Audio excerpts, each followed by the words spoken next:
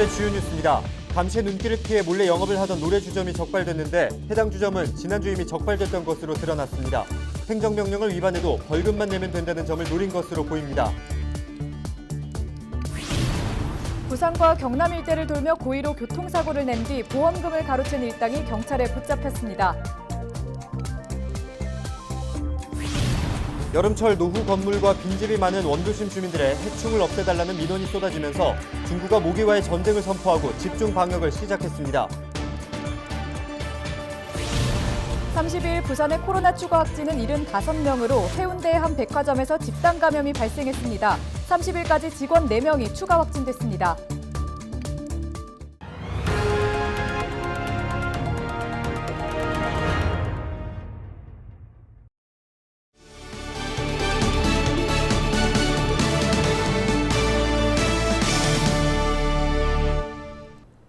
여러분 안녕하십니까? 헬로티비 부산 뉴스입니다. 감시의 눈길을 피해 몰래 영업을 하던 노래 주점이 적발됐습니다.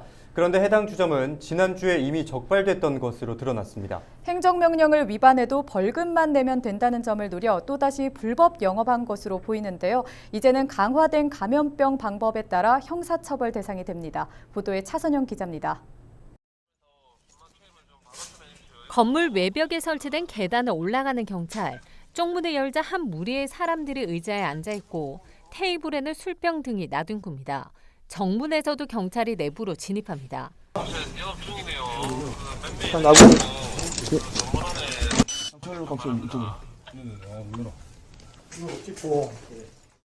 30일 새벽 2시 40분쯤 집합금지 명령을 어기고 영업을 하던 부산 진구의 한 노래 주점을 경찰이 급습했습니다. 현장에서 업주 A씨와 종업원 2명을 비롯해 손님 15명이 붙잡혔습니다. 해당 업소는 지난 25일에도 불법 영업을 하다 적발돼 과태료 등 행정처분을 받았던 것으로 확인됐습니다. 이후 엿새 만에 또다시 몰래 영업을 하다 적발된 겁니다.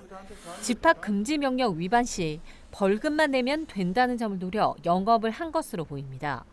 하지만 개정된 감염병 예방에 관한 법률에 따라 이제는 처벌 양상이 달라졌습니다. 운영시간 제한 위반은 300만 이하의 과태료에 해당됐습니다. 그런데 7월 7일 이후로 업주, 종업원, 그다음에 이용하는 손님들까지 300만 이하의 벌금에 해당되는 형사처벌을 지난 29일에도 해운대구와 북구에서 집합금지 명령을 위반하고 영업한 업체 2곳이 경찰에 적발됐습니다. 경찰은 지난 2일부터 시작된 특별 단속을 통해 불법 영업을 하던 업소 21곳에서 업주와 손님 등 160명을 적발했습니다. 헬로티비 뉴스 차선영입니다. 30일 부산의 코로나19 추가 확진은 75명으로 해운대 한 백화점에서 집단 감염이 나타났습니다. 지난 28일 해당 백화점의 명품 매장 직원 1명이 확진된 이후 29일과 30일 직원 4명이 추가 확진된 상태입니다. 지금까지 관련 확진자는 경남 확진 1명을 포함해 총 5명으로 매장 직원 56명이 격리 조치됐습니다. 방역당국에 따르면 당시 매장 방문 고객은 1,600여 명인 것으로 나타났습니다. 부산시는 백화점과 대형 유통, 판매 시설을 이용할 경우 가급적이면 머무는 시간을 줄여달라고 언급하며 매장 방문 후 코로나19 의심 증상이 있으면 즉각 진단검사를 받아줄 것을 권고했습니다. 부산시가 오는 8월 8일까지 사회적 거리두기 3단계 조치를 시행 중인 가운데 일부 방역수칙을 조정 발표했습니다. 부산시는 유흥시설 등 다중이용시설 1그룹과 노래연습장에 내려진 집합금지 행정명령을 오는 2일부터 8일까지 일주일 더 연장한다고 밝혔습니다. 백신 인센티브 중단, 정규 공연시설 외 공연금지 조치도 8일까지 이어지고 30일부터는 3,000제곱미터 이상 대규모 점포에도 출입자 명부를 관리하도록 방역 조치가 강화됐습니다. 다인 코인 노래연습장은 집합금지 명령 이후 추가 확진자가 발생하지 않은 만큼 기존 조치를 완화해 2일부터 밤 10시까지 운영을 허용합니다. 사적 모임의 경우 기존 5인 이상 집합금지 조치가 유지되지만 직계 가족의 경우 8인까지, 돌잔치의 경우 16인까지 모임을 할 수 있도록 기준이 완화됐습니다. 부산시가 관광지 주변 등에서 영업을 하는 주점 형태 음식점을 긴급 단속합니다. 점검 대상은 해운대와 연산동, 서면 등 번화가와 해수욕장 인근 휴가철 관광객이 집중되는 곳의 주점 음식점으로 테이블 간 거리두기나 출입자 명부 작성 여부 등에 대해 점검합니다. 부산시는 최근 19일부터 22일까지 맥주 전문점을 대상으로 현장 점검을 벌인 결과 테이블 간격 위준수 2곳과 출입자 명부 미기재 1곳 등 3곳을 적발해 과태료를 부과했습니다. 부산시는 주점뿐만 아니라 관광지 주변 음식점과 카페 등에 대한 방역수칙 점검도 이어갈 계획입니다.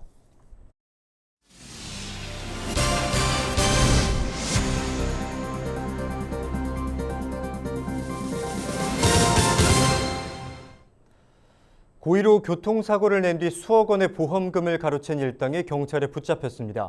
네, 이들은 범죄에 사용된 차량을 수시로 바꿔가며 수사망을 피해왔습니다. 보도에 김한식 기자입니다. 반대편 차선에 멈춰있던 차량이 달리는 차량 앞으로 유턴하자 다급한 비명이 터집니다. 결국 사고로 이어졌습니다. 지난 5월 27일 오후 6시쯤 서구 충무동의 한 도로, 동승자가 교통사고를 내도록 지시합니다.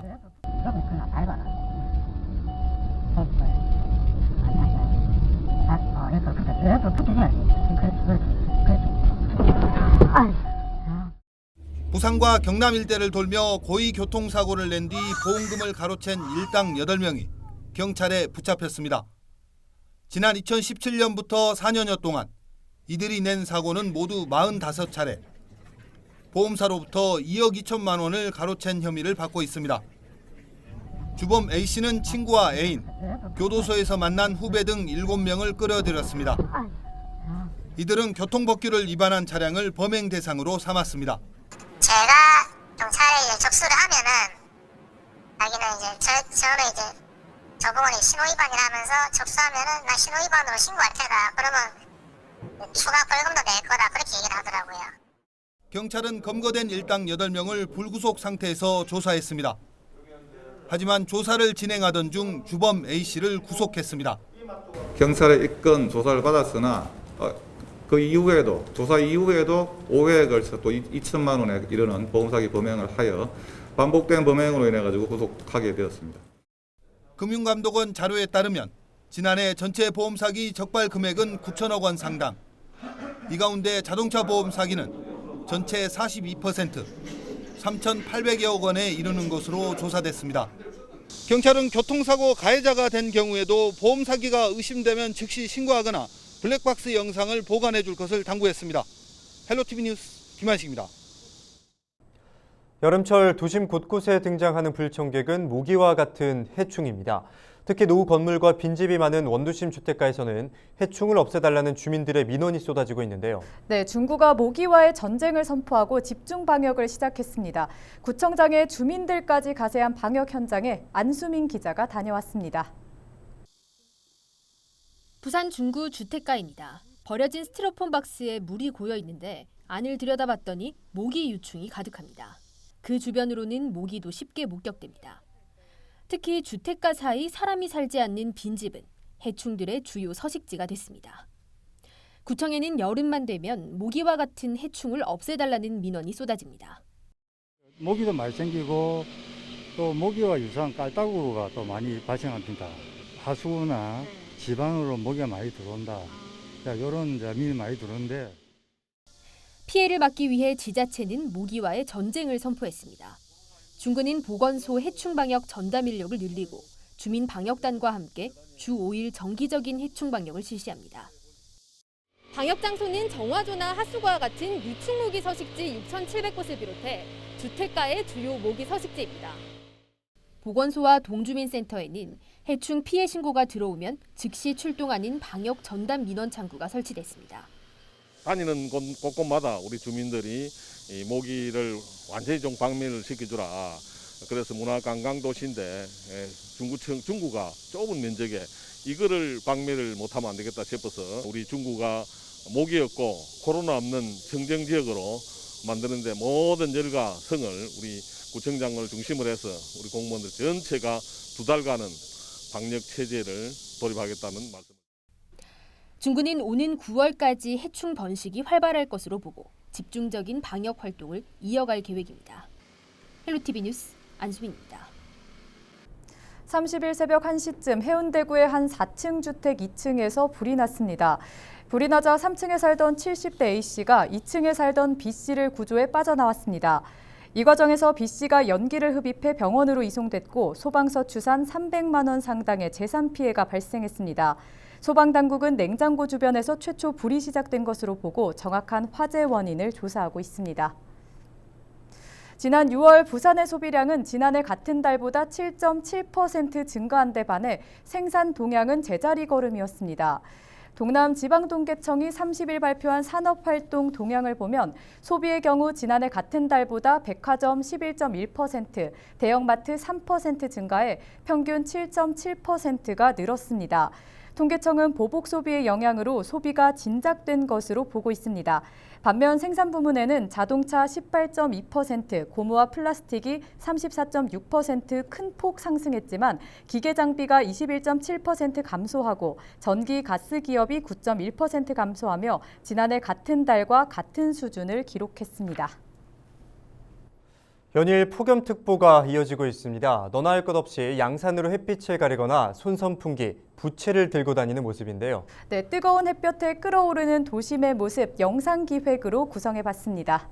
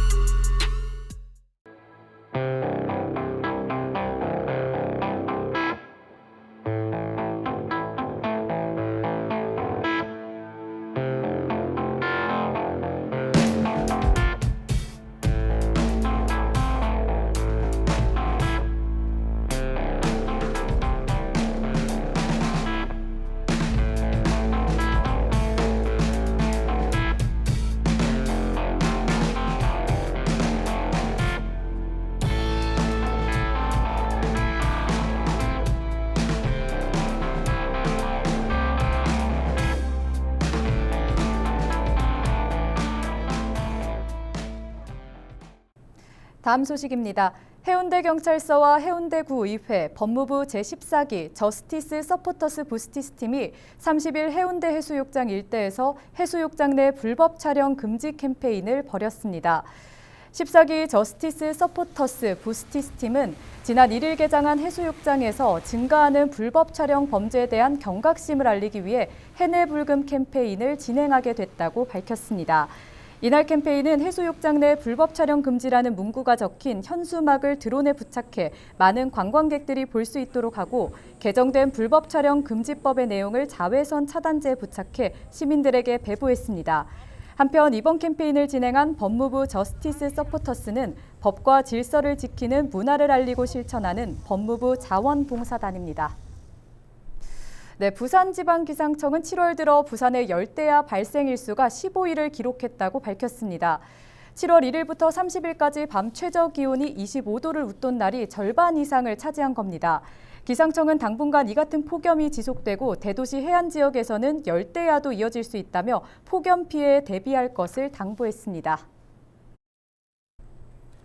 양궁 금메달리스트 안산 선수가 일부 누리꾼들의 공격을 받고 있어서 논란입니다. 네, 짧은 머리 스타일 때문에 여성주의자라는 주장이 나오고 있다는데요. 네, 참 어처구니가 없습니다. 짧은 헤어스타일을 하면 모두 여성주의자란 얘기입니까? 금메달을 3개나 딴 올림픽 영웅에게 여성주의자니까 메달을 내놓으라고 주장하는 사람들을 이해할 수가 없네요. 대한양궁협회 게시판에도 안산 선수를 보호해달라는 댓글이 빗발치고 있다고 합니다.